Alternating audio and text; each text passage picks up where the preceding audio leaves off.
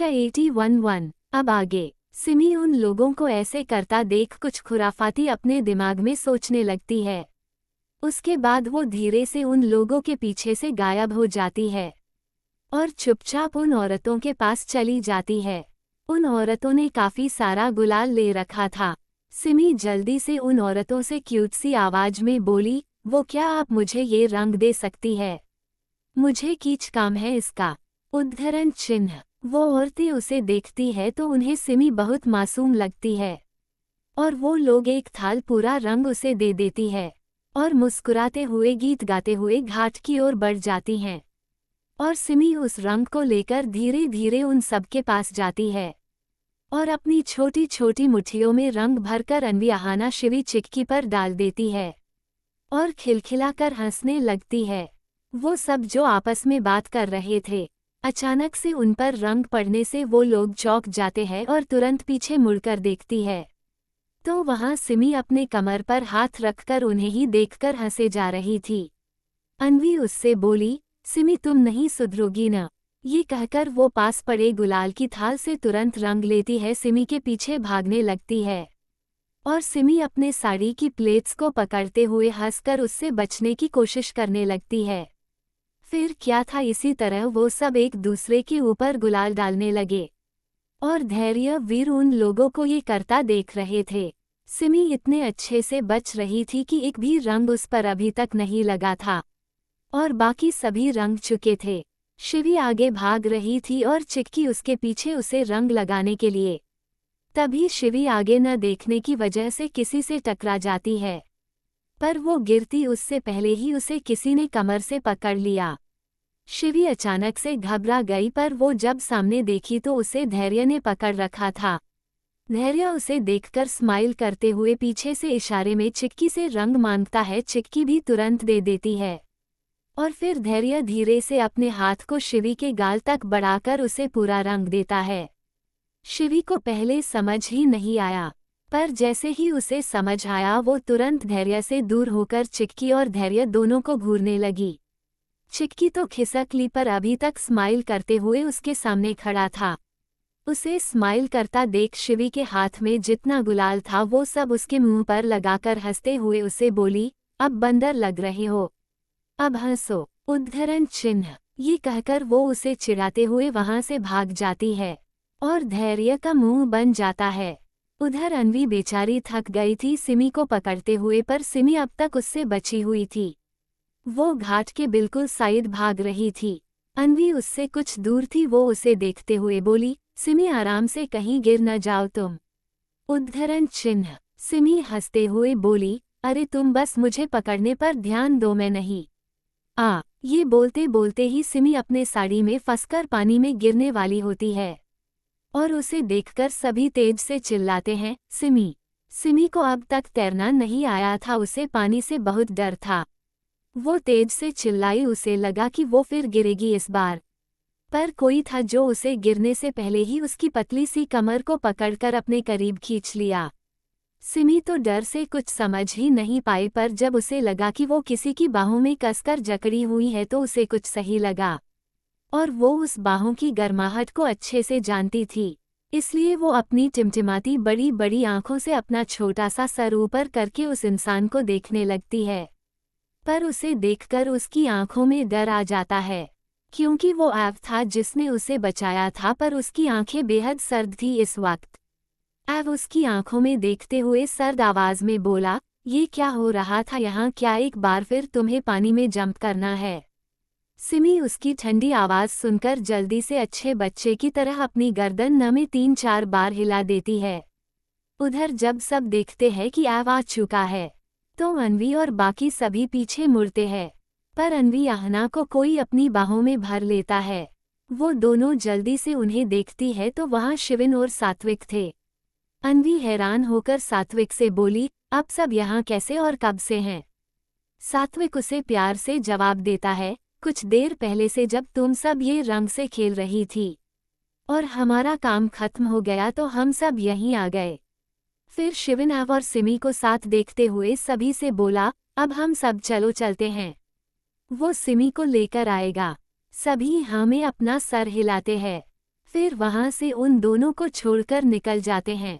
अब तक हल्की हल्की रात हो चुकी थी और एव घाट के किनारे अभी तक सिमी को ऐसे ही अपनी बाहों में लिए खड़ा था। सिमी भी उसके सीने पर अपना छोटा सा सर रखकर एक टक गंगा के पानी को देख रही थी। एव भी इमोशनलेस था। वो दोनों एक दूसरे की बाहों में एक टक सूरज को अस्त होते देख रहे थे। वो माहौल बहुत ही प्यारा था।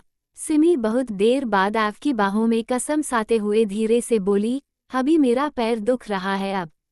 उद्धरण चिन्ह। एव जो ध्यान से उन लहरों को देख रहा था, वो अपनी लिटिल वाइफ की बात सुन उसे अपनी गोद में उठा लेता है। सिमी को तो एव की यही सारी हरकतें कभी कभी बहुत अच्छी लगती थी। वो भी उसके गले में अपने हाथ डाल लेती है और उसके सीने से लग जाती है। एव फिर कुछ देर चुपचाप ऐसे ही उसे लिए खड़ा रहता है, फिर अपने कार की तरफ बढ़ जाता है। एव सिमी को अपनी गोद में ही लिए कार में बैठता है और ड्राइवर कार एव के बताए गए एड्रेस की तरफ मोड़ देता है। सिमी जो उसकी गोद में चुपचाप बैठी थी, जब वो हवेली की तरफ न जाकर कहीं और जा रहे थे तो सिमी अपना छोटा सा सर ऊपर करके एव से मासूमियत से बोली, अभी हम घर नहीं जा रहे। उद्धरण चिन्ह। एव उसकी तरफ देखकर बिना किसी भाव के बोला, नहीं।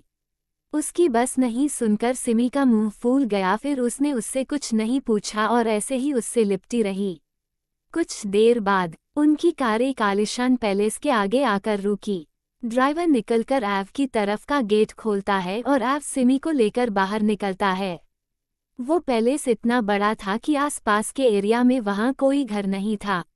गार्ड्स जो उस बड़े से गेट आगे खड़े थे, वो जल्दी से एव को ग्रीट करके गेट खोलते हैं और एव सिमी को लेकर अदन आता है।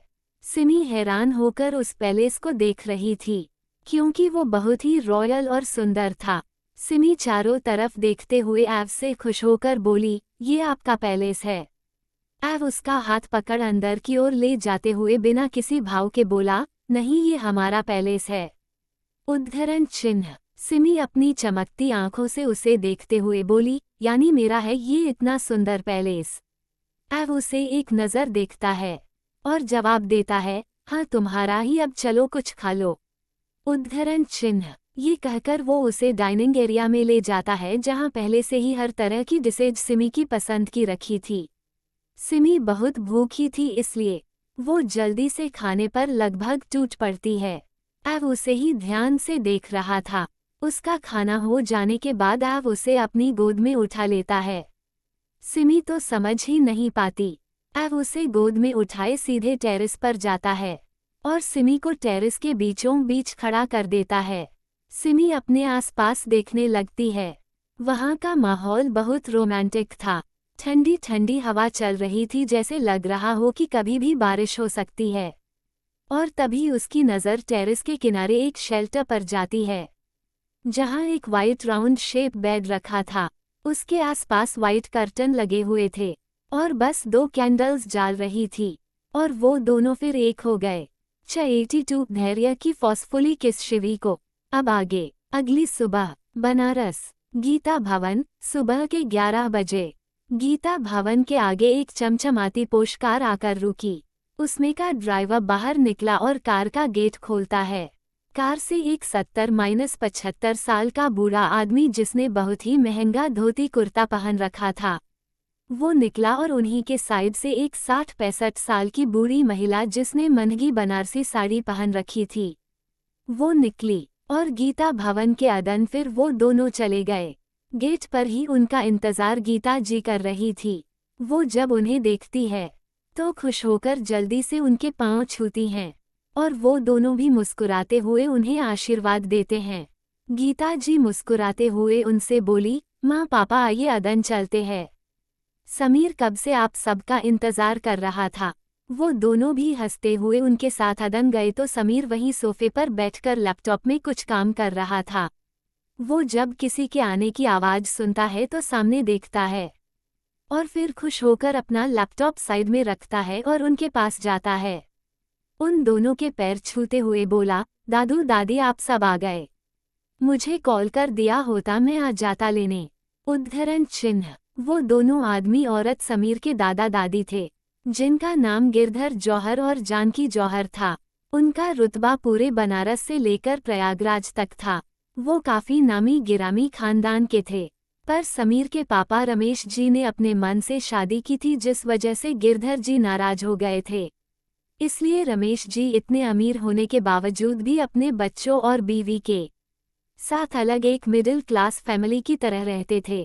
पर जब रमेश जी की मौत हुई तब गिरधर जी को बहुत दुख हुआ था, जिस वजह से वो काफी बीमार भी रहने लगे थे। उन्होंने गीता जी से भी माफी मांगकर उन्हें वापस घर ले जाने की बात की थी, पर गीता जी काफी स्वाभिमानी औरत थी, इसलिए उन्होंने उन्हें माफ तो कर दिया, उनके साथ नहीं गई और अपने दोनों बच्चों को अकेले पालती रही। और फिर गिरधर जी और उनकी पत्नी जानकी जी भी उनसे ऐसे ही मिलते थे और एक दूसरे के अच्छे संपर्क में थे। समीर और सिम्हिका का वो दोनों बहुत प्यार करते थे, पर सिम्हिका के जाने के बाद वो दोनों और बीमार हो गए। पर इतने सालों बाद अपने पोते समीर से मिलने के लिए वो तुरंत यहाँ तक चले आए। गिरधर जी समीर को अपने गले लगाते हुए बोले, बेटा तेरा दादू अभी इतना कमजोर नहीं हुआ है कि वो खुद नहीं आ सकता। उद्धरण चिन्ह। उनकी बात पर समीर मुस्कुरा दिया और फिर सभी हाल में आकर बातें करने लगे और गीता जी सबके लिए चाय नाश्ता लगवाने लगी। कल पूजा थी, जिस वजह से सभी का रहना जरूरी था। फिर वो सब ऐसे ही बैठकर सारी बातें करने लगे, पर बीच बीच में सिम्हिका के जिक्र से सब दुखी हो जाते थे। हो भी क्यों ना, वो लाडली जो थी सबकी। उसी समय पैलेस में टेरेस के एक लेविश रूम में वहाँ की सारी चीजें बिखरी हुई थी। बैंगल्स कुछ टूटी थी और कुछ फ्लो पर बिखरी पड़ी थी। सिमी के कपड़े पूरे फ्लो पर बिखरे थे। एव की शर्ट भी फ्लो पर पड़ी थी। उस रूम को देखकर सब आसानी से पता लगा सकते हैं कि वहाँ रात में क्या क्या हुआ होगा। सूरज की रोशनी छनकर सीधे उस वाइट राउंड शेप बेड पर सुकून से सो रहे दो लोगों पर पड़ रही थी, जो एक ही चादर में लिपटे हुए थे। तभी वहाँ एव का फोन बजता है और एव की नींद टूट जाती है। उस समय उसके बाल पूरे मैसी थे। उसके फेस पर एक अलग ही चमक थी। वो आंखें बंद किए अपने एक हाथ से फोन उठाता है और उस आ रहे फोन को देखता है जिसमें किन्नू लिखा था। एव बिना किसी भाव के फोन उठाता है तो उधर से सात्विक बोलता है, चीकू मैंने रात को संभाल लिया सब, पर अब घर आ जाओ, सभी पूछ रहे हैं, खासकर सिमी के बारे में। उद्धरण चिन्ह। एव बस हम बोलकर कॉल कट कर देता है। उसके बाद वो एक नज़र अपनी लिटिल वाइफ पर डालता है, जो उससे ही बिल्कुल सटी हुई थी, या कह लो उसी के ऊपर लेटी हुई थी। उसके फेस पर एव का दिया हुआ रात भर का टॉर्चर अभी तक साफ साफ दिख रहा था, पर उसका फेस अब बहुत ग्लो कर रहा था। वो पहले से भी कई गुना ज्यादा सुंदर लग रही थी। एव एक टक उसे देखते हुए उसे अपने साइड में लिटाता है, फिर उसके बालों को इसके चेहरे से हटाते हुए रात के सब याद करने लगता है। रात का याद करके उसके फेस पर एक अलग ही प्यारी स्माइल थी। सिमी अभी तक बहुत नींद में थी, और हो भी क्यों ना एव ने उसे रात भर सोने नहीं दिया था, तो वो अभी तक तो सोएगी ही। पर उन दोनों को हवेली जाना था, जिस वजह से एव को अपनी लिटिल वाइफ को उठाना था। वो झुककर उसके नोज पर किस करके उसके फेस को अपने फेस से रब करते हुए अट्रैक्टिव आवाज में बोला, लिटिल वाइफी गेट अप, दोपहर हो गई है। उद्धरण चिन्ह। सिमी उसकी बाहों में कसम साते हुए करवट ले लेती है, पर उठती नहीं। एव उसे पीछे से हग करते हुए उसके कान पर हल्के से बाइट करता है और उसकी गर्दन पर उस जगह किस करता है जहां उसके दिए हुए लव बाइट्स अब लाल पड़ चुके थे। सिमी उसके इस तरह करने से कसम साते हुए और नींद भरी आवाज में बोली, सोने दीजिए ना प्लीज। एव लगातार उसके गर्दन पर किस करते हुए धीरे से बोला, नहीं लिटिल वाइफी, हमें अभी हवेली चलना है, वहां चलकर तुम फिर से सो जाना, ओके। उद्धरण चिन्ह। सिमी जैसे ही उसकी तरफ पलटती है, अचानक से वो तेज से चीख पड़ती है। एव जो एक बार फिर सिमी की खुशबू में मदहोश हो रहा था, वो सिमी के चीखने से तुरंत उसे पकड़कर बोला, what happened little wifey. Simi की आंखों से आंसू निकलने लगा। वो एव के सीने से लगते हुए सुबकते रोते हुए बोली, अभी मुझे बहुत दर्द हो रहा है, आप बहुत गंदे हो, मैं आपसे अब बात नहीं करूंगी। उद्धरण चिन्ह। ये कहकर वो एव से दूर हटने के बजाय बिल्कुल इसी से लिपट गई और उसे कसकर पकड़कर सिसकने लगी। एव उसकी बात सुनकर एक गहरी सांस लेता है और फिर अपने गांव से किसी को मैसेज करता है। करीब 10 मिनट बाद एक ड्रोन उस टेरेस पर आता है और सीधे एव के रूम में आता है और उसके बेड पर कई सारी टैबलेट्स को रखकर वापस उड़ जाता है। सिमी एव को छोड़ नहीं रही थी, जिस वजह से एव को ड्रोन का सहारा लेना पड़ा दवा लाने के लिए। एव एक हाथ से अपनी क्यूट सी वाइफ को पकड़ता है जिसका फेस रो रो कर लाल हो चुका था और दूसरे हाथ से वो टैबलेट्स लेता है। फिर वो उठकर बेड पर बैठता है। सिमी अभी भी उससे किसी बंदर के बच्चे के जैसे चिपकी थी। इससे कोई मतलब नहीं था कि वो अभी पूरी नेक्ड थी। अभी उसे इतना पता था कि उसकी पूरी बॉडी दर्द से टूट रही थी और उसके लोअर बॉडी में तो हद से ज्यादा दर्द था। एव उसे अपने सामने करके उसके आंसू उसके फूले हुए गालों से साफ करता है। फिर वो उसे चुप कराते हुए थोड़ा सॉफ्ट से बोला, लिटिल वाइफी अब मत रोना, ओके। और फिर वो उसे टैबलेट्स देते हुए बोला, ये सारी टैबलेट्स तुम्हें अभी खाने हैं। इसे खाने के after 5 minutes you will feel better. Simi अपनी सूजी हुई आंख, सूजे हुए होंठ और फूले हुए गाल को और फुलाते हुए मना करते हुए बोली, नहीं मैं नहीं खाऊंगी कोई दवाई, मुझे किसी और तरह से ठीक करिए, समझे आप। एव उसे एक डेविल स्माइल करते हुए बोला, क्या तुम चाहती हो कि मैं रात का वही फिर सब रिपीट करूं? तो मुझे कोई प्रॉब्लम नहीं है, पर क्या तुम अब मुझे टॉलरेट कर पाओगी? उद्धरण चिन्ह। सिमी अपनी आंखें बड़ी बड़ी किए उसकी बात मुंह खोले सुन रही थी। वो जल्दी से अपनी गर्दन न हिलाकर उससे दवाई लेती और उसे मुंह में रखने लगती है। एव स्माइल करते हुए उसे पानी पिलाता है और सिमी वो दवा खा लेती है, पर उसे बहुत कड़वी लग रही थी वो दवा। वो अजीब अजीब तरह से मुंह बना रही थी। एव उसे ही इंटेंस होकर देख रहा था, क्योंकि सिमी की हालत इस समय एव को सेड्यूस कर रही थी। उसकी बॉडी से वो चादर हट गई थी, जिस वजह से उसके पूरा शरीर जो लव बाइट से भरा था वो बहुत ही हॉट लग रहा था। एव उसके फेस को देखते हुए उसे अपने पास खींचता है और उसके होंठों पर अपने होंठ रखकर उसके मुंह का टेस्ट बदलने लगता है। सिमी भी पहले थोड़ा घबरा जाती है, पर जब उसे फील होता है कि उसका कड़वापन अब उसके मुंह से जा रहा है तो वो भी अपनी आंखें बंद कर लेती है। वाधवा हवेली। कल पूजा थी, जिस वजह से आज बहुत चहल पहल थी। सभी बड़े अपने काम में लगे थे और लड़कियां अपने अपने रूम में थी। चिक्की और शिवी एक ही रूम में थी। चिक्की अपना फोन चला रही थी और शिवी कोई सा बुक पढ़ रही थी। तभी उसके फोन पर उसके कॉलेज फ्रेंड राज का कॉल आता है और शिवी फोन लेकर कॉरिडोर में आ जाती है। उससे बात करने लगती है। वो दोनों आने वाले एग्जाम के बारे में काफी हंस हंस कर बात कर रहे थे।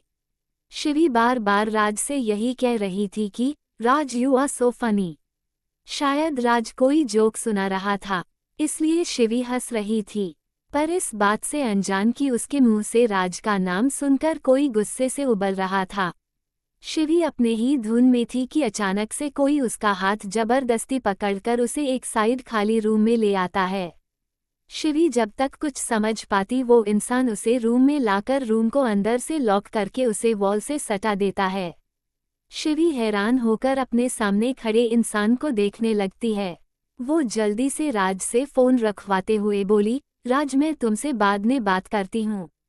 ये कहकर वो कॉल कट करके उस इंसान से अपना हाथ छुड़ाने की कोशिश करती है जिसे उसने बहुत टाइट पकड़ रखा था। वो अपने हाथ को उससे छुड़ाने की नाकाम कोशिश करते हुए थोड़े गुस्से में बोली, बंदर तुम ये क्या कर रहे हो, छोड़ो मुझे दर्द हो रहा है। उद्धरण चिन्ह। वो इंसान धैर्य था जो शिवी के राज से बात करने से उबल रहा था। उसे खुद नहीं पता था कि ऐसा क्यों। वो शिवी का हाथ और टाइट पकड़ते हुए बोला, आज के बाद तुम राज से बात नहीं करोगी। उद्धरण चिन्ह। शिवी उसे घूरते हुए बोली, तुम होते कौन हो मुझ पर रोक टोक करने वाले, मैं चाहे जिससे बात करूं।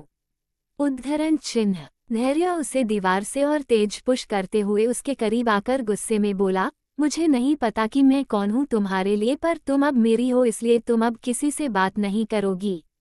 शिवी अपने दिल में उसकी ये बात सुनकर बहुत ही ज्यादा खुश थी, क्योंकि वो भी लड़ते झगड़ते पता नहीं कब धैर्य को पसंद करने लगी थी, उसे नहीं पता था। पर फिर भी वो उसे दिखावा करते हुए बोली, मैं नहीं हूँ तुम्हारी और तुम तो सभी से फ्लर्ट करते हो, न तो मेरे पास क्यों आ रहे हो, जाओ उन्हीं के पास। उद्धरण चिन्ह। धैर्य उसके बोलते हुए पिंक होंठों की तरफ देखते हुए बोला, मैं कभी किसी के साथ सीरियस नहीं होता, ये सब अच्छे से जानते हैं समझी, और तुम भी ये जान लो कि अब तुम उससे बात नहीं करोगी। उद्धरण चिन्ह। शिवी चिढ़ते हुए बोली, तुम मुझ पर ऐसे ऑर्डर नहीं चला सकते। नहीं तुम ऐसा कुछ कर सकते हो। उद्धरण चिन्ह। धैर्य उसके गाल पर अपने हाथ रखते हुए उसके बेहद करीब आकर धीरे से बोला, मैं बहुत कुछ कर सकता हूँ, देखना चाहोगी। उद्धरण चिन्ह। ये कहकर वो फोर्सफुली शिवी के होंठों पर अपने होंठ रख देता है। शिवी शॉक्ड होकर उसे देखती रह जाती है और धैर्य अपनी पूरी ताकत उसे चूमने लगा। शिवी उसे धक्का देने लगी, पर धैर्य के आगे वो कुछ नहीं थी। धैर्य उसे जबरदस्ती किस कर रहा था और शिवी उससे छूटने का स्ट्रगल कर रही थी।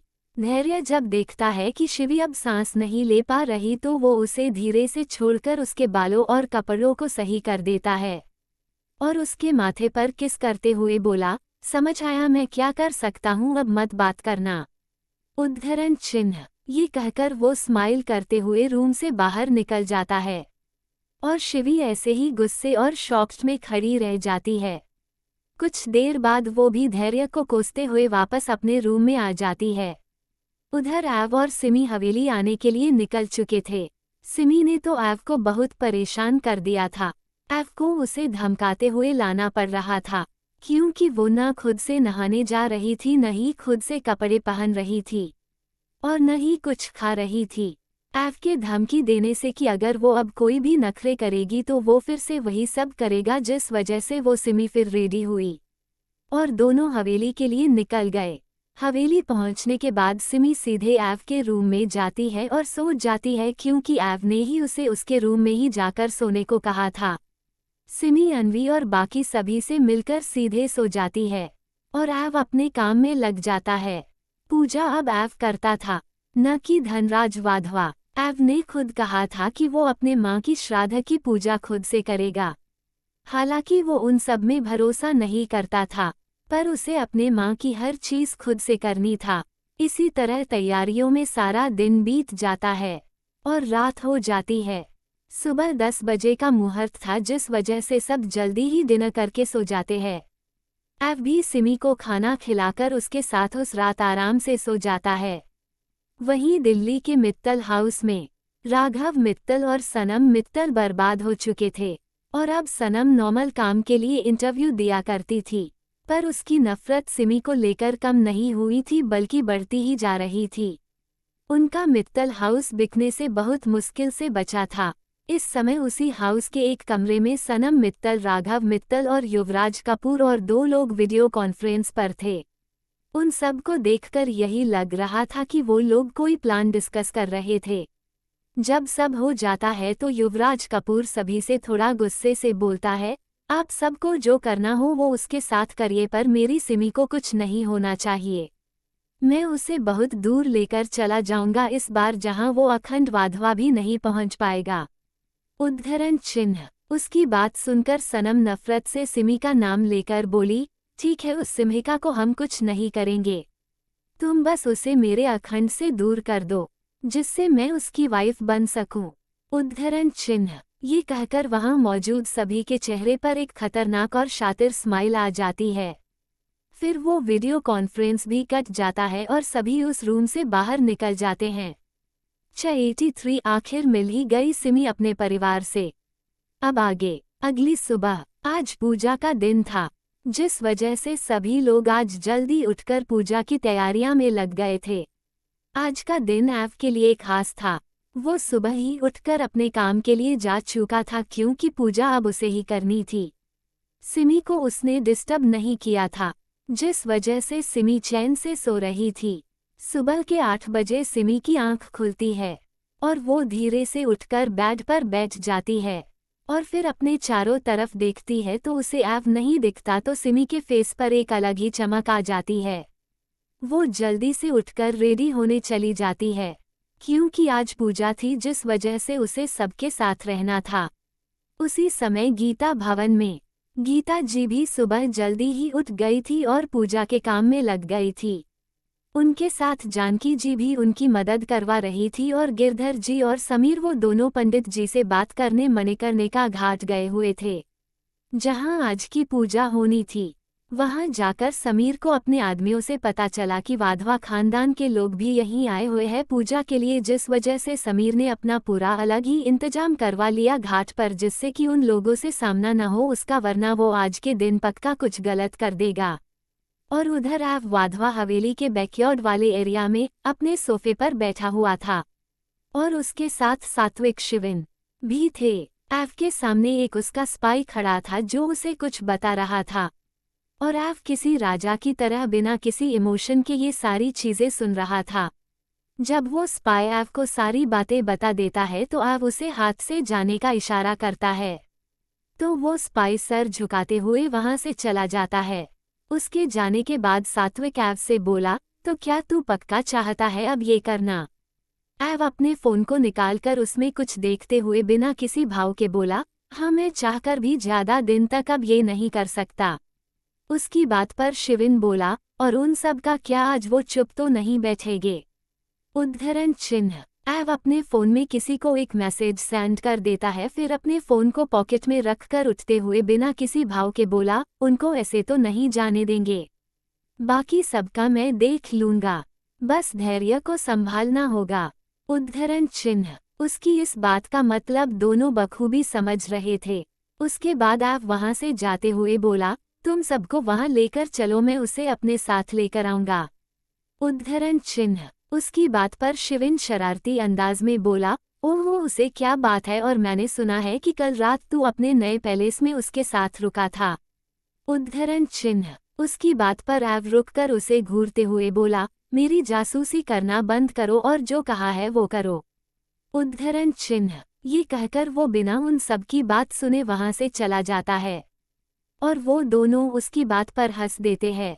फिर वो सब घर वालों को लेकर मणिकर्णिका घाट की ओर निकल जाते हैं।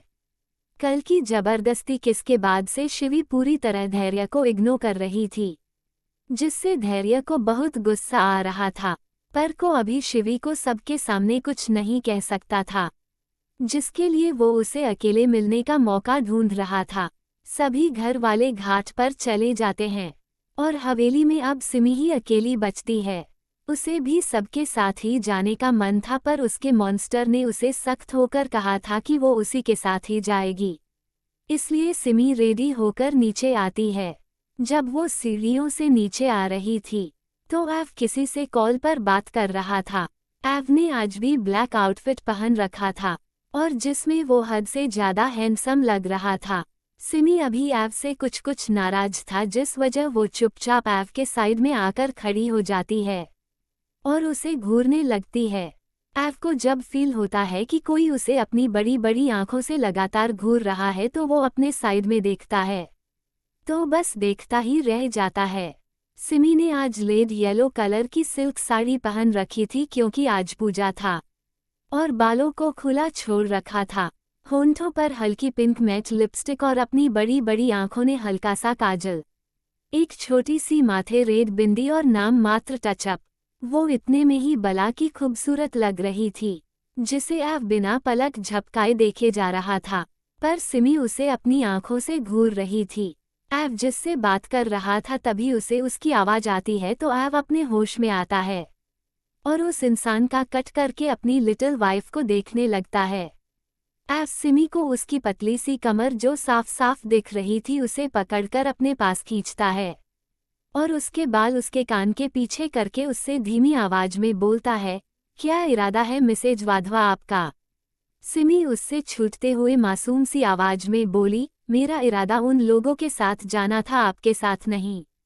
उद्धरण चिन्ह। एव उसकी इस बात पर घूर कर देखने लगता है तो सिमी एक प्यारा सा पाउट बना लेती है, तो एव हल्का सा हंस देता है, फिर उसके होंठों पर स्मूच करके उसे हवेली से बाहर ले जाता है और सिमी बस खुन्नस भरी नजरों से उसे देखते हुई उसके साथ जाने लगती है। कुछ देर बाद मणिकर्णिका घाट पर वाधवा खानदान के सभी लोग आ चुके थे एव भी सिमी को लेकर आ चुका था और सिमी तुरंत उससे दूर होकर अनवी और चिक्की के पास चली गई थी। एव भी फिर पंडित जी के पास बिना किसी भाव के बैठ जाता है और पंडित जी पूजा शुरू करने से पहले एव को देखते हुए बोले, बेटा आप इन कपड़ों में पूजा में नहीं बैठ सकते और आपको पहले गंगा में स्नान करके यहाँ बैठना होगा। उद्धरण चिन्ह। उनकी बात पर एव जैसे ही उन्हें मना करने वाला था कि अधिराज जी उससे बोले, चीकू जैसा कह रहे हैं पंडित जी वैसा ही करो।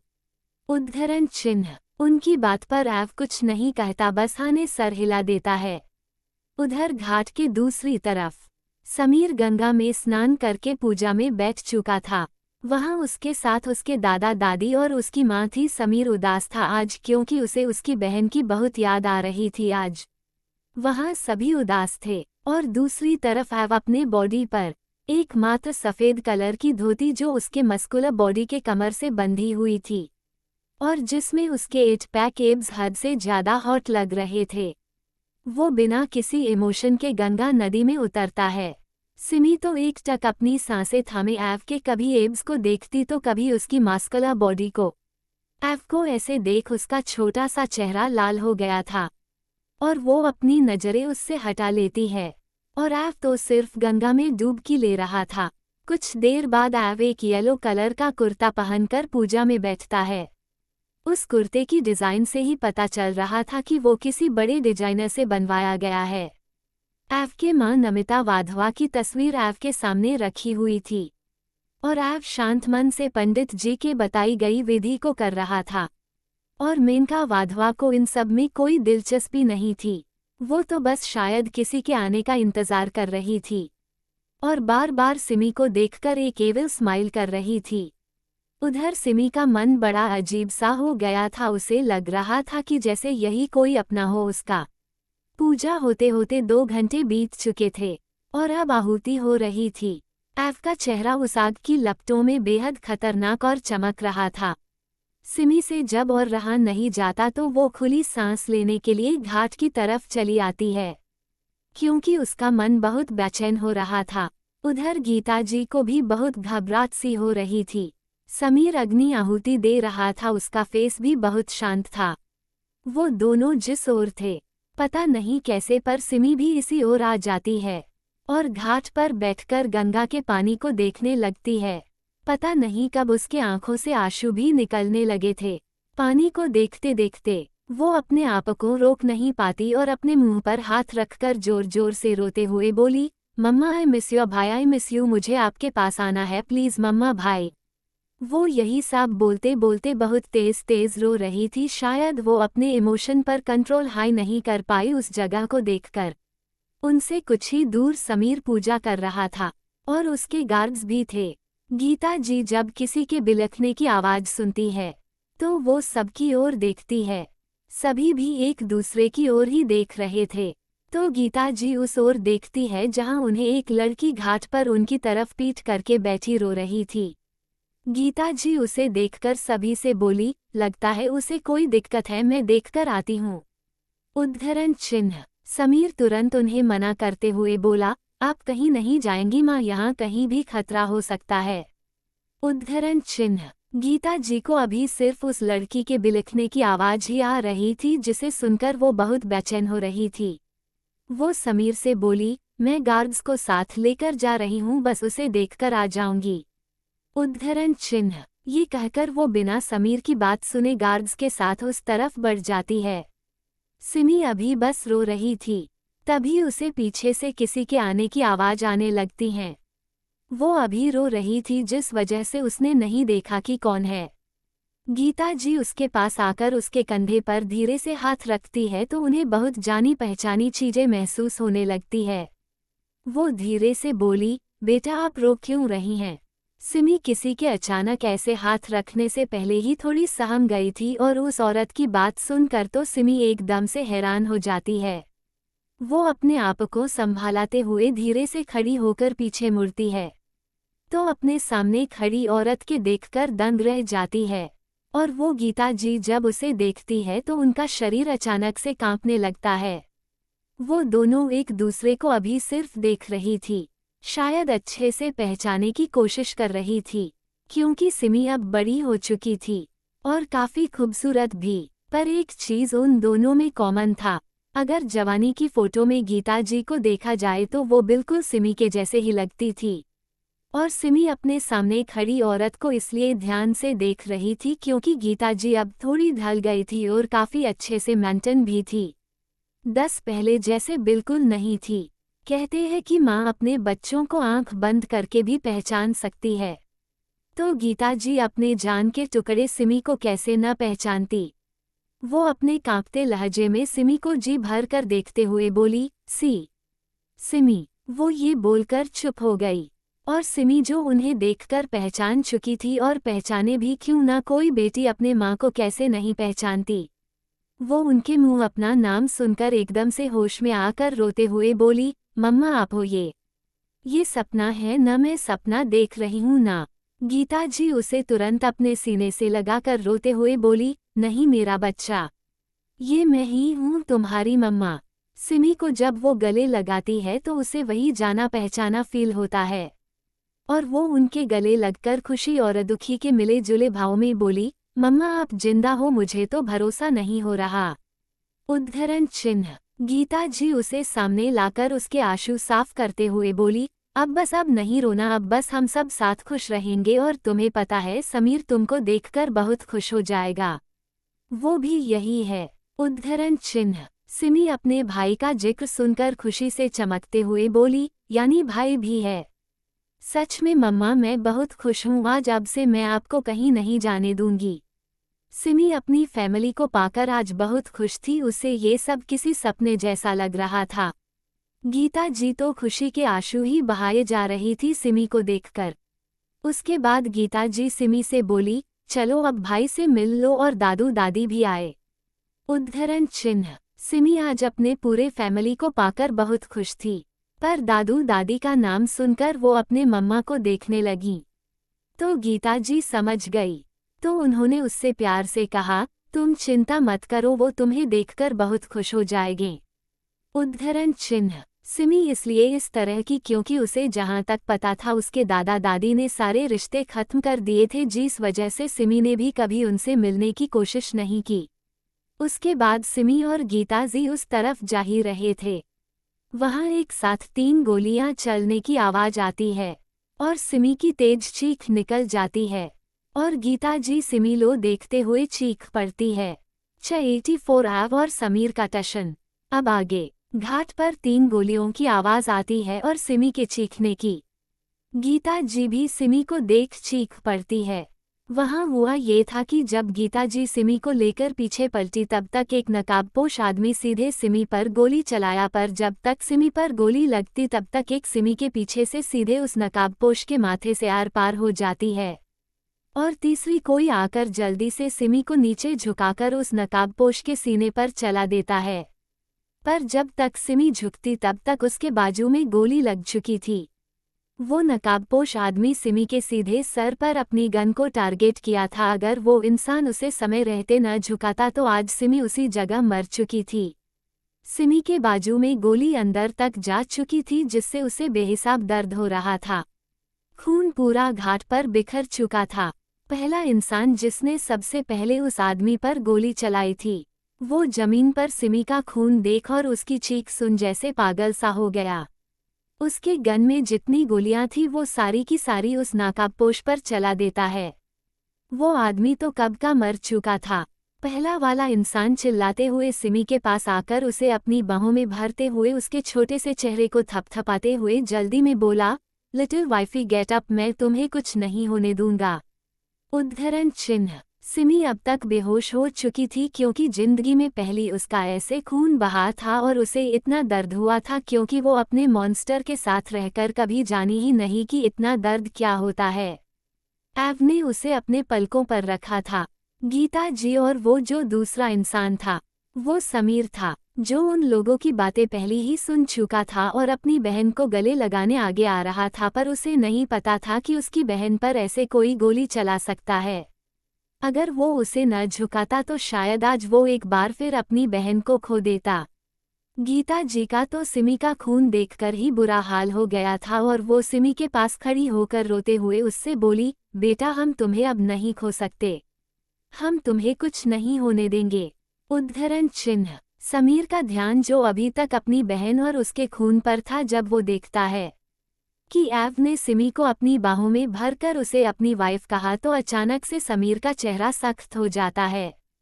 वो अपनी बहन को एव की बाहों में बिल्कुल सहन नहीं कर सकता था, क्योंकि उसे पता था कि हो न हो ये हमला उसी की वजह उसकी बहन पर हुआ है। गीता जी और समीर बस एव को देख रहे थे, उसे बिना किसी की तरफ देखे बेहोश सिमी को अपनी बाहों में उठाए कार की तरफ जा रहा था। अभी सिमी को हॉस्पिटल ले जाना जरूरी था, जिस वजह से समीर अपने गुस्से को काबू कर उसके पीछे पीछे हॉस्पिटल चला जाता है। एव का फेस बिल्कुल डार्क हो चुका था, वो किसी यमराज से कम नहीं लग रहा था इस वक्त। उसके फेस पर कोई इमोशन नहीं था। कुछ देर बाद लाइफ केयर हॉस्पिटल के वीवीआईपी इमरजेंसी रूम के बाहर समीर, गीता जी, सात्विक, शिवेंद्र और एक अलग जगह पर एव बैठा हुआ था। उसका फेस इमोशन लेस था। औरती की रेड लाइट ऑन थी। अंदर सिमी का ऑपरेशन हो रहा था। इस समय सबके फेस पर चिंता साफ थी।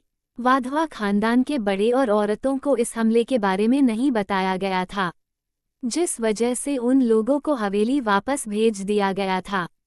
समीर ने भी अपने दादा दादी को गीता भवन वापस भेज दिया था और उसने उनसे ये कहा था कि साथ में वो किसी खास को लेकर आएगा। उसकी बात पर वो लोग उसका वहां बेसब्री से इंतजार कर रहे थे। कोई भी एव के पास नहीं गया था, क्योंकि सात्विक और शिविन जानते थे कि उसे अभी अकेले रहना देना चाहिए। पर उन सब को देख ऐसा लग रहा था कि जैसे वो समीर और गीता जी का सिमी से क्या रिश्ता है पहले से ही जानते हों। पर अभी सब चुप थे। समीर के मन में आग लगी हुई थी। इस वक्त वो अब एव को अपनी बहन के साथ एक पल नहीं देख सकता था, इसलिए उसने सोच लिया था कि सिमी को जैसे होश आएगा वो उसे अपने साथ लेकर जाएगा। करीब 1 घंटे बाद औरती का दरवाजा खुलता है तो समीर वहीं गेट पर ही था। डॉक्टर को आता देख समीर जल्दी से उनसे बोला, मेरी बहन कैसी है, वो अब ठीक है न? गीता के आंसू अभी तक थमे नहीं थे, वो भी भगवान से यही प्रार्थना कर रही थी कि अब उनकी बच्ची उससे दूर न हो। डॉक्टर समीर की बात सुनकर बोले, ये शी इज फाइन नाउ, गोली हमने निकाल दी है, बस ब्लड लॉस हुआ था जो हमने दोबारा तुरंत मिस्टर अखंड के ऑर्डर पर ड्रिप ऑन करवा दिया। कुछ देर में उनको होश आ जाएगा। उद्धरण चिन्ह। गीता जी को अखंड में कोई बुराई नहीं दिखी, क्योंकि उन्होंने देखा था कि कैसे उसने उसकी बच्ची को अपनी गोद में लेकर यहाँ तक आया था और उसकी कितनी अच्छे से ट्रीटमेंट करवाया। पर समीर को ये बात बिल्कुल अच्छी नहीं लगी। वो अब अपने आप को रोक नहीं पाया और गुस्से से एव के पास गया और उसकी कॉलर को पकड़ते हुए बोला, ये सब तुमने ही करवाया न? वो तुमको मारने आए थे न, और बाद मेरी बहन फंस गई। उद्धरण चिन्ह। सात्विक, शिवेंद्र और गीता जी सब हैरान होकर समीर और एव को देख रहे थे। एव समीर की आंखों में देखते हुए बड़ी ही सहूलियत के साथ अपनी कॉलर उससे छुड़वाते हुए बिना किसी भाव के बोला, तुम्हें क्या लगता है मैं इतना गिरा हूं कि खुद की वाइफ के साथ ऐसा करूंगा? तो आगे से सोच समझ कर कहना और करना। उद्धरण चिन्ह। समीर उसकी वाइफ वाली बात सुनकर सरकास्टिक स्माइल करते हुए बोला, वाइफ मेरी बहन तुम्हारी वाइफ मिस्टर अखंड, मैं नहीं मानता कोई शादी, मेरी बहन मेरी पसंद के लड़के से शादी करेगी, तुमसे नहीं। उद्धरण चिन्ह। उसकी बात आप उसे बुरी तरह घूरते हुए वार्निंग के लहजे में बोला, वो मेरी है, तुम मानो या मानो, और अगर वो किसी और की हुई तो मुझे नहीं पता कि मैं क्या क्या कर जाऊंगा। उद्धरण चिन्ह। समीर एकटक उसकी आंखों अपनी बहन के लिए जुनून और दीवानगी देख सकता था, पर वो अपनी बहन को एव के साथ अब नहीं रखना चाहता था। वो आगे जैसे ही कुछ बोलने को हुआ, गीता जी उन दोनों के बीच आ जाती है, क्योंकि वो दोनों किसी दुश्मन की तरह एक दूसरे को देख रहे थे। एव तो कभी सहन ही नहीं करेगा कि उसकी लिटिल वाइफ किसी और की हो जाए, वो तो उस इंसान को ही जिंदा जला देगा जो उसकी वाइफ के आगे पीछे आएगा। गीता जी से एव आज तक नहीं मिला था, जिस वजह से जब उसने उन्हें देखा तो इज्जत के साथ झुककर उनके पैर छूता है। गीता जी को एव का ये नेचर उनके दिल में उतर जाता है, पर आगे एव की बात सुन वो और हैरान रह जाती है। एव उनसे रिस्पेक्ट के साथ बोला, मॉम मैं आपकी बेटी का हस्बैंड हूँ। और आप परेशान मत होइए, मैं उसे कुछ नहीं होने दूंगा। उद्धरण चिन्ह। गीता जी उसके मुंह से अपने लिए मॉम सुनकर बहुत खुश और हैरान रह जाती है। एव समझ रहा था उनको जिस वजह से वो उनसे बिना किसी इमोशन के बोला, मैंने उससे बहुत सारी बातें सुनी है आपके बारे में, और अगर वो आपको मम्मा बोलती है तो मैं भी आपको मॉम तो बुला ही सकता हूँ। उद्धरण चिन्ह। गीता जी को एव का स्वभाव बहुत रईस लगता है, क्योंकि उसकी आवाज में रिस्पेक्ट साफ थी, और वो करे भी क्यों न, उसकी लिटिल वाइफ ने उसे बहुत कुछ बताया था गीता जी के बारे में, जिस वजह से एव के मन में उनके लिए रिस्पेक्ट आ गई थी। गीता जी उसकी बात पर प्यार से एव से बोली, मुझे कोई दिक्कत नहीं है बेटा, मैं इस शादी को भी मानती हूँ और तुम्हें अपना बेटा भी, तो तुम मुझे माँ बुला सकते हो। उद्धरण चिन्ह। अपने माँ को एव के साइड जाता देख समीर गुस्से में बोला, माँ आप अभी कुछ नहीं जानती इन सब लोगों के बारे में, पर मैं अच्छे से जानता हूँ और इसीलिए अब मेरी बहन मेरे साथ रहेगी। उद्धरण चिन्ह। एव समीर को देखते हुए शालीनता के साथ बिना किसी भाव के बोला, ठीक है ले जाओ मेरी वाइफ को अपने साथ, उसके क्या कहते हैं उसे। ये कहकर वो कुछ सोचने लगता है, तो धैर्य जो उन सब की बातें सुन रहा था वो जल्दी से बोला, भाई मायके बोलते हैं उसे लड़की का घर। उसकी बात पर एव बोला, हाँ मायके तो ले जाओ उसे अपने साथ उसके मायके पर, मैं उसे जल्द ही लेने आऊंगा और देखता हूँ कि कौन उसे मेरे पास आने से रोकता है। उद्धरण चिन्ह। समीर घमंड से अपने हाथों को फोल्ड करते हुए बोला, चैलेंज कर रहे हो मुझे। उद्धरण चिन्ह। एव उसकी कॉलर को ठीक करते हुए एटीट्यूड में बोला, हाँ साले साहब यही कुछ समझ लीजिए। उद्धरण चिन्ह। ये कहकर वो उससे दूर होकर सीधे सिमी के रूम के अदन चला जाता है, और समीर दांत पीसते हुए खुद से बोला, मैं इसका साला कब से हो गया, नहीं मैं अपनी बहन को इसके पास अब दोबारा नहीं भेजूंगा। उद्धरण चिन्ह। गीता जी और बाकी सब समीर को देख रहे थे। समीर को देखते हुए धैर्य धीरे से शिविन और सात्विक से बोला, भाई को अपने साले को मानने में काफी टाइम लगने वाला है, और अब और भी मजा आएगा, मैं तो बहुत एक्साइटेड हूँ इन दोनों की लड़ाई देखने के लिए, वो भी हमारी क्यूटी के लिए। उद्धरण चिन्ह। उसकी इस बात पर सब मुस्कुरा देते हैं, और वहीं वार्ड के अदन एव अंदर से रूम का गेट लॉक करके सिमी के बैड साइड पर रखी चेयर पर बैठ जाता है, और उसके छोटे से हाथों को अपने हाथों में लेकर एक टक सिमी को सोता देखते रहता है।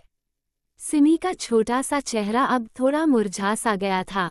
एव उसके हाथों को किस करते हुए उसकी तरफ देखकर एक खतरनाक आवाज में बोला, लिटिल वाइफी तुम्हारी ये हालत आज जिसने की है उसे अब मैं मौत से भी बदतर सजा दूंगा। उद्धरण चिन्ह। फिर वो उसके करीब जाकर उसके नर्म होठों पर हल्के से जैसे ही किस करता है, सिमी की बड़ी बड़ी पलकें फड़फड़ाने लगती है, जैसे कि वो उठने वाली हो। एव फिर उसके साइड में बैठकर उसके हाथ को कसकर पकड़ लेता है, और सिमी धीरे से अपनी आंखें खोल देती है। उसके राइट वाले बाजू में अभी तक दर्द था, वहां पट्टी बंधी हुई थी।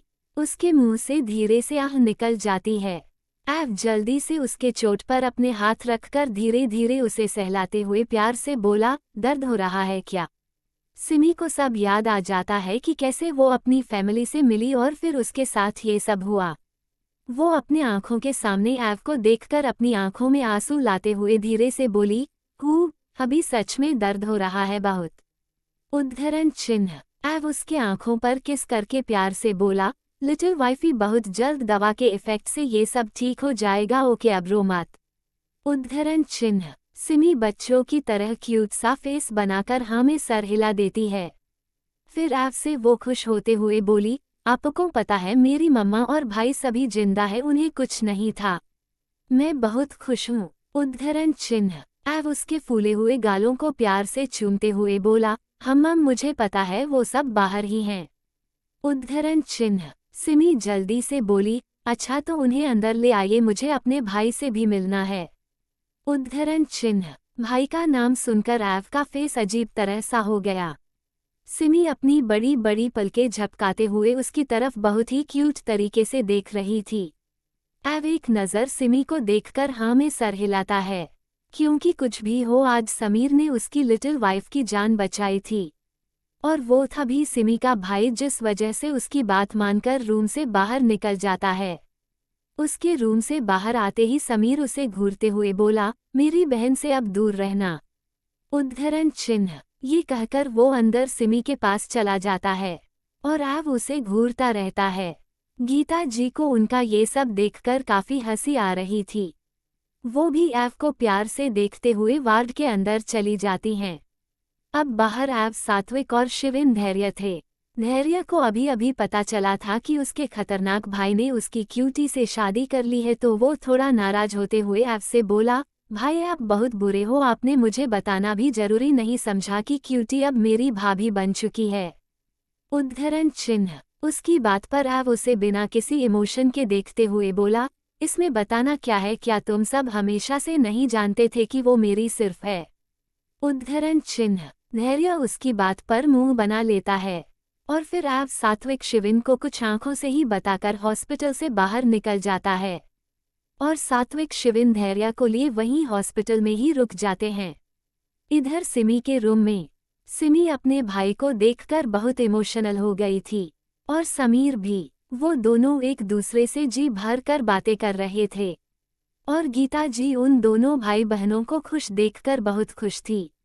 समीर और गीता जी सिमी को सारी बातें बता देती है कि कैसे वो लोग बचे थे और सिमी भी अपने बारे में बता देती है सबकी। आव ने उसके साथ हमेशा अच्छा बिहेव किया, उसकी सारी ख्वाहिश पूरी की, उसकी केयर की। सिमी की बात सुन गीता जी के दिल में आव को लेकर प्यार और इज्जत काफी बढ़ चुका था।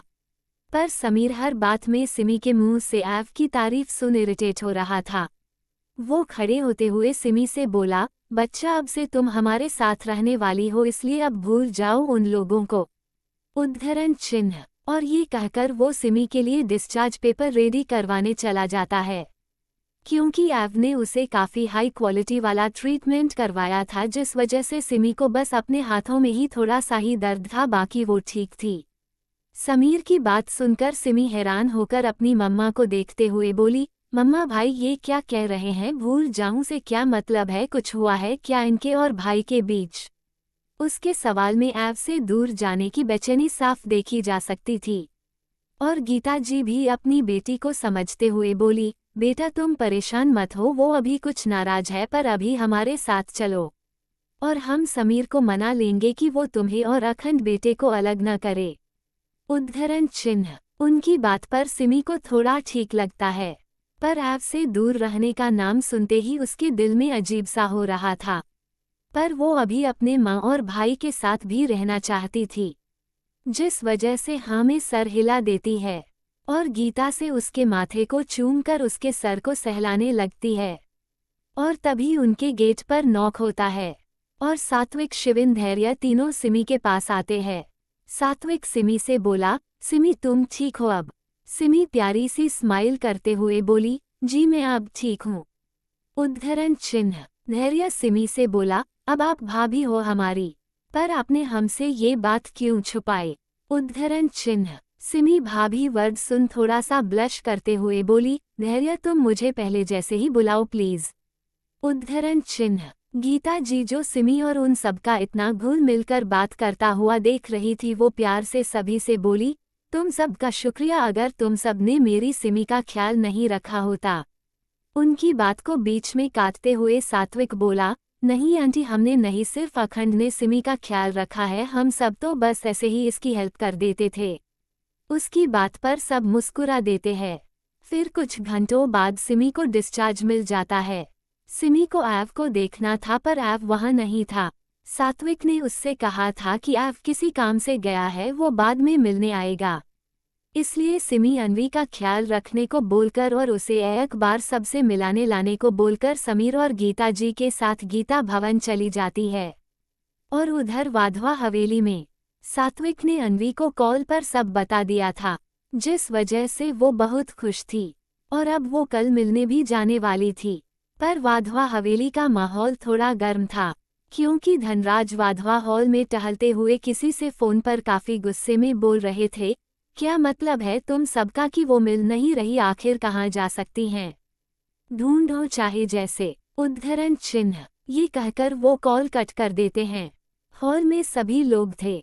सरिका जी धनराज से बोली, परेशान मत हो बेटा, वो घर आ जाएगी, शायद कहीं घूमने चली गई हो।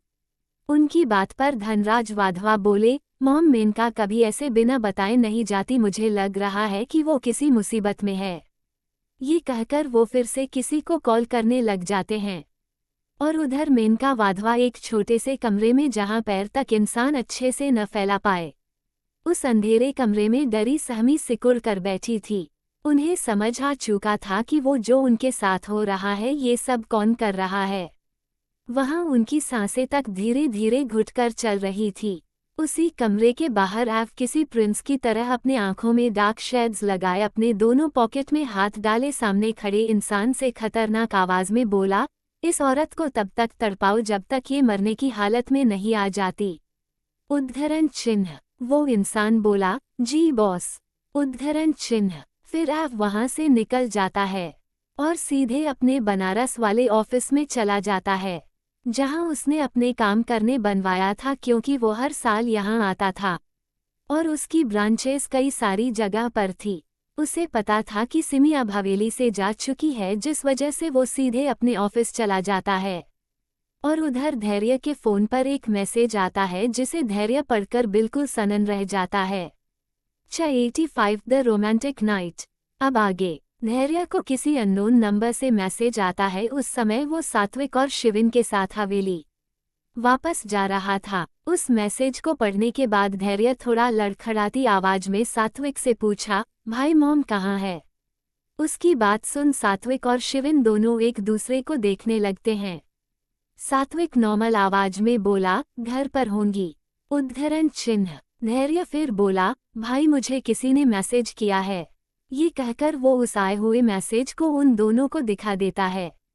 सात्विक और शिविन समझ जाते हैं कि ये मैसेज पक्का धैर्य को भड़काने के लिए ही किसी ने सेंड किया है। सात्विक गहरी सांस लेकर सीरियस टोन में बोला, आज को सिमी पर जानलेवा अटैक हुए था, वो उन्होंने नहीं करवाया था। ये बात आपके प्रोफेशनल स्पाई से पता चली थी हमें। उद्धरण चिन्ह। आगे शिविन धैर्य के कंधे पर हाथ रखते हुए उसे समझाने के लहजे में बोला, और तुम चीकू को जानते हो, वो सिमी पर एक खरोंच टोलरेट नहीं कर सकता, तो ये तो सिमी के जान की बात थी, इसलिए चीकू। शिविन की बात को बीच में काटते हुए धैर्य तकलीफ में बोला, ओह तो मॉम ने ये करवाया आज, और अब चीकू भाई ने उन्हें। धैर्य को बहुत तकलीफ और दर्द हो रहा था अपनी माँ की इस हरकत पर, क्योंकि उसने बचपन से देखा था कि उसकी माँ ने कभी उसके चीकू भाई को वो प्यार नहीं दिया जैसे वो उसे देती थी।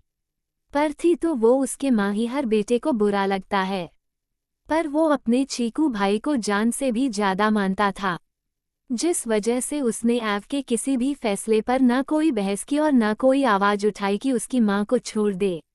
उद्धरण चिन्ह। वो बस अपने आंसू उन सब से छुपाकर विंडो से बाहर देखने लगा। सात्विक और शिविन को अपने हमेशा हंसते मुस्कुराते हुए भाई को आज ऐसे तकलीफ और रोता देख उन्हें खुद तकलीफ हो रही थी, पर वो अभी धैर्य को कुछ पल अकेला छोड़ देना चाहते थे, और वो एव के फैसले के खिलाफ भी नहीं कर सकते थे, क्योंकि आज मेनका वाधवा के साथ जो हो रहा था वो उसी के लायक थी। कुछ ही देर में इन सब की कार हवेली पहुंच जाती है और धैर्य बिना किसी को देखे चुपचाप अपने रूम में चला जाता है। शिवी जो उधर से ही आ रही थी, वो धैर्य का इतना उदास फेस देखकर समझ नहीं पाई कि क्या हुआ। यूज लगा कि शायद जो मेनका वाधवा मिल नहीं रही इस वजह से तो नहीं, पर जब तक वो धैर्य को रोककर कुछ पूछती या कहती तब तक धैर्य अपने रूम का दरवाजा लॉक कर चुका था।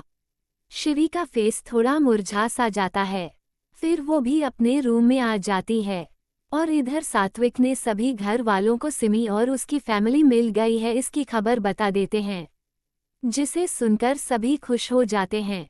पर सारिका और आस्था जी इस बात से दुखी भी हो जाती है कि सिमी अब यहाँ नहीं रहेगी, पर वो सब कल ही जाकर सिमी और उसके परिवार से मिलने वाले थे। सभी ने सोच लिया मेनका वाधवा के गायब होने से सिर्फ धनराज को ही फर्क पड़ रहा था, बाकी सभी घरवाले अपने अपने काम में लगे हुए थे, क्योंकि मेनका वाधवा के रिश्ता किसी के साथ अच्छा नहीं था। अब रात हो चुकी थी। गीता भवन में जब सिमी को समीर और गीता जी वहां लेकर पहुंचे तो गिरधर जी और जानकी जी तो उसे देखकर जैसे फिर से जिंदा हो गए हों।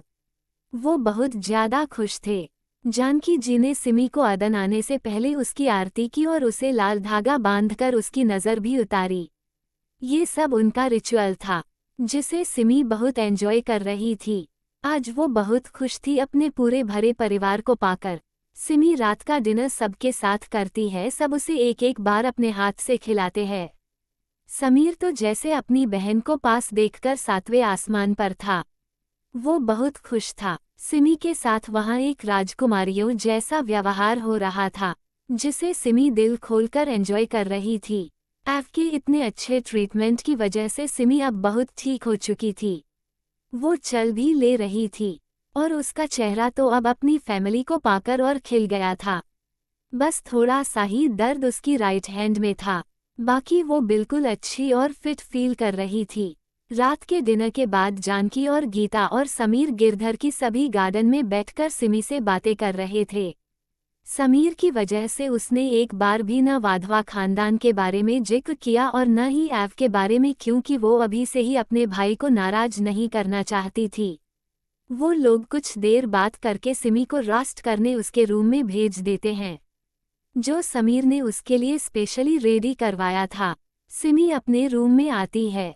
वो रूम बिल्कुल उसके वाधवा मेंशन के रूम के जैसे था, उसकी पसंद का, क्योंकि एव और समीर को सिमी की पसंद पता थी, जिस वजह से उन दोनों ने ही उसके रूम को डेकोरेट करवाया था। सिमी सबसे पहले शॉवर लेना चाहती थी, पर उसे अपनी चोट को भी बचाकर शॉवर लेना था, जिस वजह से केयरफुल होकर शॉवर लेने चली जाती है।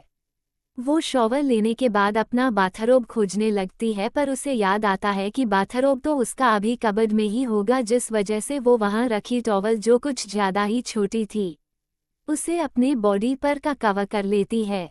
पर टॉवल छोटी होने की वजह से उसके थाई तक ही आ रही थी और उसके चेस्ट से बिल्कुल टाइट, और ऊपर से वो खुद गीली थी, जिस वजह से बहुत हॉट और अट्रैक्टिव लग रही थी। उसे यही लगा कि वो अपने रूम में अकेली है, तो चाहे जैसे अपने रूम से बाहर जा सकती है। यही सोचकर वो वॉशरूम से बाहर उसी टॉवल में निकल जाती है और अपने कपड़ों के कैबिनेट की तरफ जाने लगती है। समीर ने पहले ही सारा इंतजाम करवा दिया था उसके लिए। वो जब उधर जा रही थी कि तभी उसे लगा कि कोई उसे अपनी गहरी नज़रों से बहुत देर से देख रहा है। वो थोड़ा सा डर जाती है, क्योंकि उसे नहीं पता था कि ऐसे रूम अदन से लॉक होने पर भी कौन आ सकता है। वो अपने टॉवल को कसकर पकड़कर धीरे धीरे अपने क्वीन साइज बेड की ओर देखती है, और जब उसकी नज़र उस इंसान की नज़र से टकराती है तो सिमी की हवाएं उड़ जाती है। वो इंसान अपनी नीली आंखों से सिमी को ही अपने हाथों के फोल्ड किए क्वीन साइज बेड से टिककर देख रहा था। सिमी जाकर उसके सीने से लग गई।